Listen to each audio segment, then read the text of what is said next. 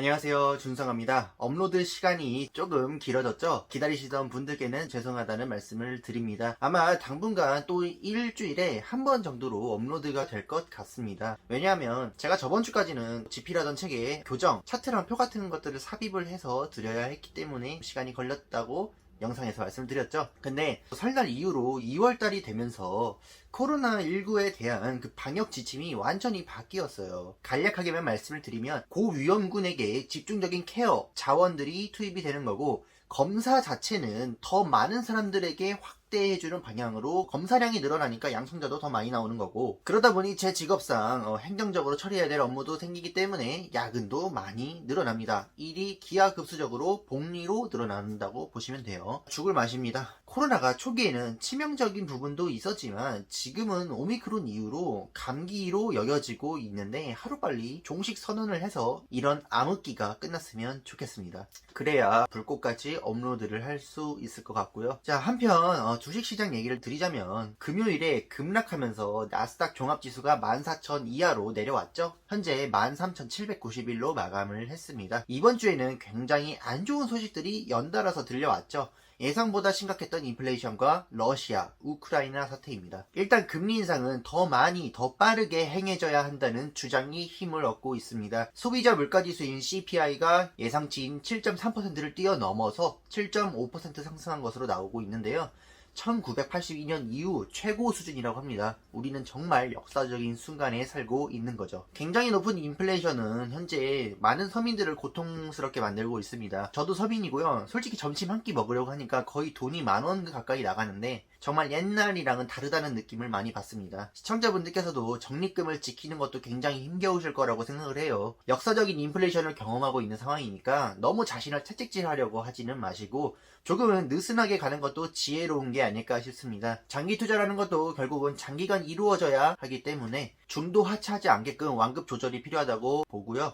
고점에만 사고 저점에는 안 죽더라도 결국 장기 우상향하는 시장에서는 끝까지 보유하는 사람이 승자입니다. 어떻게 하면 아끼고 한 푼이라도 더 넣을 수 있을지 고민하는 것도 좋습니다. 하지만 어떻게 하면 이 과정들을 즐기면서 할 수 있을까, 그런 고민을 해보시는 것도 좋겠습니다. 그리고 우리들은 이미 겪었죠. 나스닥 지수의 차트를 보시면 이미 충분하게 급격한 하락이 1월에 있었습니다. 시장은 금리 인상에 대한 우려를 적절하게 반영을 한 셈이죠.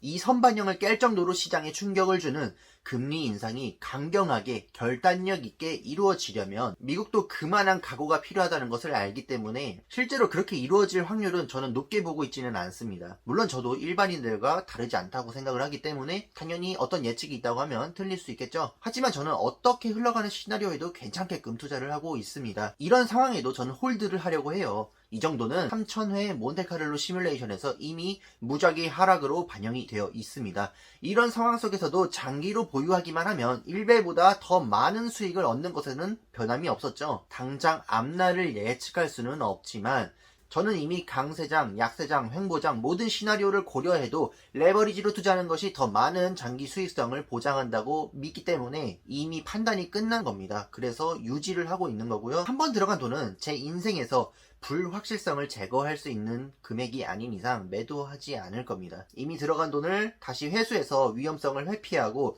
혹은 단기적인 수익 실현으로 자신에게 그러한 성공 경험을 제공하기 시작하는 순간 뇌는 장기 투자에 적합하지 않게끔 변화합니다. 도파민, 거기서 나오는 도파민이 이성을 마비시키기 때문이죠. 장기 투자를 어렵게 만듭니다. 자, 그래서 지금까지 홀드하고 있는 제 계좌 현재 4,384만원이고요. QLD는 이 상황에서도 아직 양전이기는 한데 조만간 마이너스로 돌아설 것도 각오가 되어 있습니다. 혹시 시청자분들 중에 좀 젊으신 분들이 계시다면 집중해서 들어주세요. 우리들 생애소득은 정말 많이 남아있습니다. 평생에 걸쳐서 벌어들일 소득, 예를 들어서 3억이라고 보면요, 현재 그 돈을 모두 갖고 있다고 보면 지금 주식에 들어가지 않은 현금 비중 굉장히 높다고 볼 수 있을 겁니다. 그렇게 생각한다면 레버리지 배율은 얼마 되지 않겠죠. 당장의 변동성에 두려움을 느끼지 마시고요, 더욱더 넓고 장기적인 시각으로 접근을 하셨으면 좋겠습니다. 그리고 현재 나스닥 종합지수를 몬테카를로 시뮬레이션 결과로 환산하는 제가 고안해낸 준수지수에 따르면 아직 적정한 수준으로 내려오지는 않았습니다. 단기적인 시장의 방향성을 예측하기에는 부적절할 수 있겠으나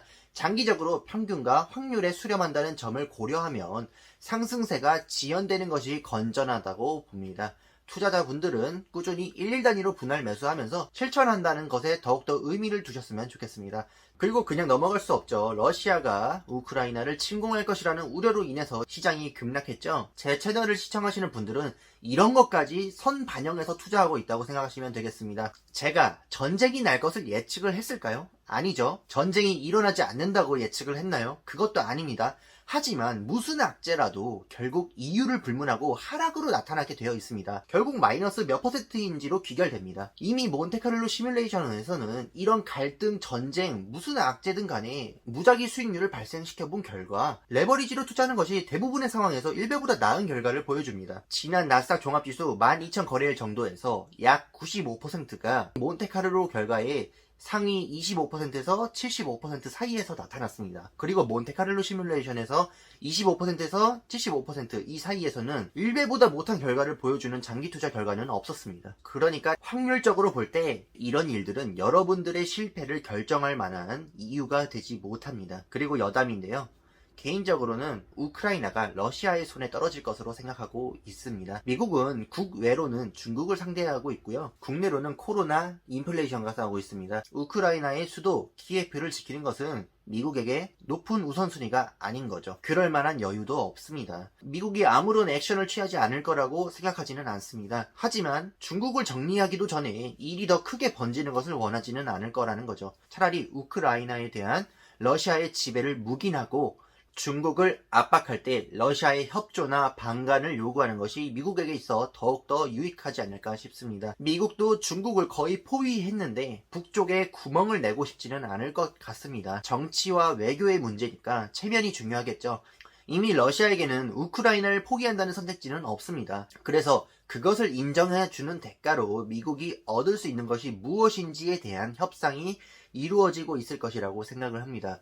러시아 입장에서는요, 어차피 미국이 키예프를 위해서 피를 흘리지 않을 것이라고 생각을 할 거고, 중국뿐만 아니라 자신들로 인해서도 힘들어지는 편이 자기에게 유리하다고 생각할 겁니다. 이미 중국과 러시아가 힘을 합쳐서 탈달러화에 집중하고 있는 걸 보면 둘의 협력도 점점 긴밀해지는 것 같고요. 오래전부터 이런 상황에 대해서 대비를 하고 있던 것 같습니다.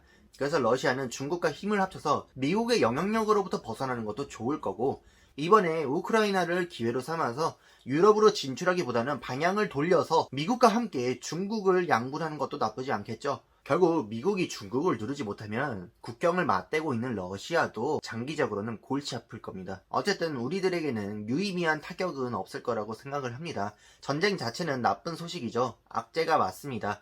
하지만 전쟁은 새로운 수요를 만들어내기도 하고요. 수단을 가리지 않기 때문에 일종의 신기술 박람회와 같습니다. 우크라이나에 살고 있는 분들께는 매우 안타까운 일이지만 주식시장에서는 그냥 마이너스 몇 %로 나타날 뿐인 일인 거죠. 주식시장은 사람의 생명과 다르게 기다리면 돌아옵니다. 오늘은 여기서 마치도록 하고요. 너무 걱정하지 마시고 해야 할 일이 무엇인지만 집중하셨으면 좋겠습니다. 사람은 아무리 매도하면 안 돼, 매도하면 안 돼 그렇게 생각을 해도 계속 머릿속에서 매도가 떠오를 수밖에 없는 구조를 갖고 있습니다. 매수하자, 매수하자 단순하게 생각해야 길게 실천할 수 있습니다. 오늘도 끝까지 시청해주셔서 감사합니다.